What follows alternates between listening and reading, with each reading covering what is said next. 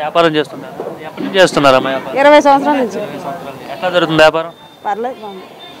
Okay, మరి ఎలా ఉంది? ప్రభుత్వం వచ్చింది కదా, చంద్రబాబు ముఖ్యమంత్రిగా ఉన్నారు. ఈ 6 నెలల పాలన ఎలా ఉంది? చెప్పాల్సిన అవసరం లేదు, అంతా బాగుంది.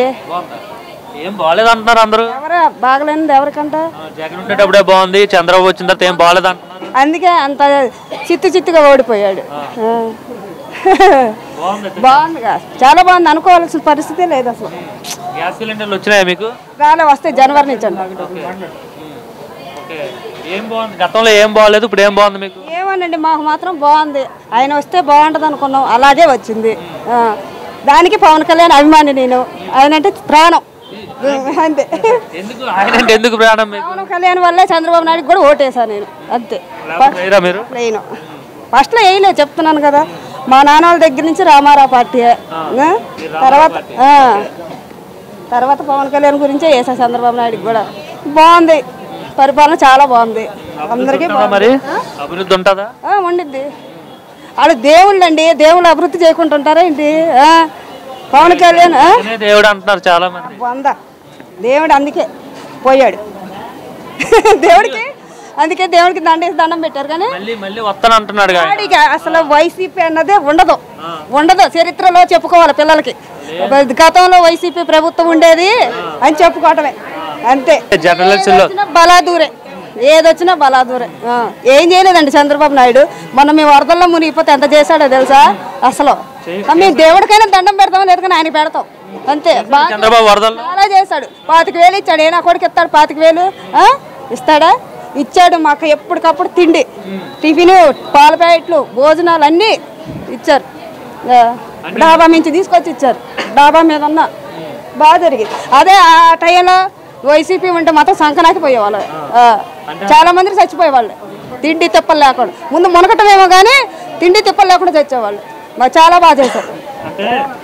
వరదల్లో చంద్రబాబు ఏమీ చేయలేదు, అక్కడికి వెళ్ళి ఫోటోలు మాత్రమే దిగాడు, ఫోటోలకు పోజులు ఇచ్చాడని చెప్తున్నాడు. వచ్చాడా? పలకరెత్తానికి వచ్చాడు, ఫోటోలు దిగటానికి వచ్చాడు.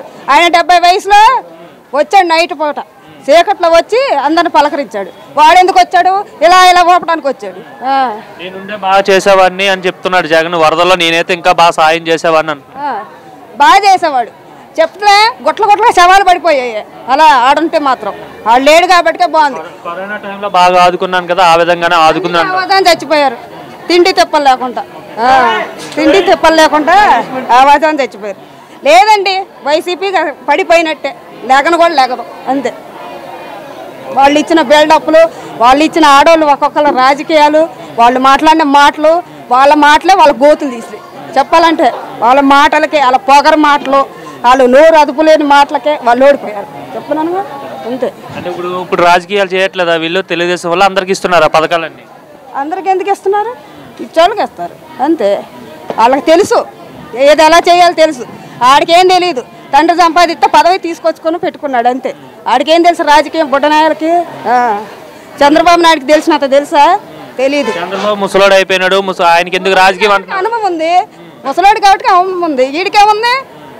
మాట్లాడటం చేత కాదు, పళ్ళెక్కలు ఎత్తాం తెలుసు. మాట్లాడటం వచ్చా అసలు? జగన్కి మాట్లాడటం వచ్చా? తల మీద చేతులేసి ఆశీర్వదిస్తాడు దేవుడు అన్నట్టు. బాగా మాట్లాడతాడంట జగనే, బాగా మాట్లాడతాడు. ఎక్కడ మాట్లాడాడు? నవ్వటం వెకిలి నవ్వులు తప్పనిచ్చి ఏమీ రాదు, అంతే. నేను మీడియాలో మాట తిట్టుకున్నా పర్వాలేదు. మా పవన్ కళ్యాణ్ చంద్రబాబు నాయుడు ఉన్నంత వరకు పరిపాలన సూపర్గా ఉంటుంది. సూపర్. మళ్ళీ ఆయనే వస్తాడు. 70 సీట్లనే 20 గారుగా, 70 కాదు 10 కూడా రాలేగా, 11 వచ్చిగా, అంతే. ఈసారి చంద్రబాబు నాయుడుకి 11 కన్నా తక్కువ వచ్చేలా చేస్తా అంటున్నారు వైసీపీ. ఇంకెక్కువే వస్తాయి, డబుల్కి డబుల్ వస్తాయి. అది ఇంకా చిన్నోళ్ళు కూడా పెద్దోళ్ళు ఓట్లు వేస్తారు. చిన్నోళ్ళు కూడా పెద్దోళ్ళు. గతంలో రాజధాని లేదు కదా ఆంధ్రాకి, ఇప్పుడు అమరావతిని రాజధానిగా చేశారు కదా, బాగా డెవలప్ చేస్తారు అమరావతి. చేసేదేంటి? రాజకీయం గెలిచిన రోజే కొక్కిలేళ్ళు పెట్టి అలా తీపిచ్చాడు, ఎంత బాగా చేశాడు కదా. తెలియట్లా కలగపట్ల అందరికీ. ఆయన చేస్తాడు. పవన్ కళ్యాణ్ ఇంకా చేస్తాడు. ఎందుకంటే ఆయనకి సుఖపడతాం తెలియదు, కష్టపడతామే. లేకుంటే ఆయన సినిమాలు చూస్తే కోట్లు వస్తాయి. ఆయనకి అవసరం ప్రజాసేవ చేయాలని. మొన్న తిరుపతి వెళ్ళి ఆ మెట్లు ఎక్కాలని అవసరమా? ఒక దేవుడిని చూస్తానికి ఒక దేవుడు వెళ్ళినట్టు ఉంది, అంతేగా. దేవుడితో కంపేర్ చేస్తున్నారండి పవన్ కళ్యాణ్ గారిని. ఆయన ఎక్కుతుంటేనే మాకే ఏడుపు వచ్చింది. ఆయనకు అంత అవసరం ఏంటండి? ఏసీ కార్లలో తిరగవచ్చు, సుఖంగా పడుకోవచ్చు. అంతేకాని అలా నడవాల్సిన అవసరం ఏంటి? దేనికి నడుస్తున్నాడు ఆయన చెప్పు? ప్రజల కోసమేగా చెప్పు. ఆయన సుఖపడలేడు ఇంట్లో కూర్చొని.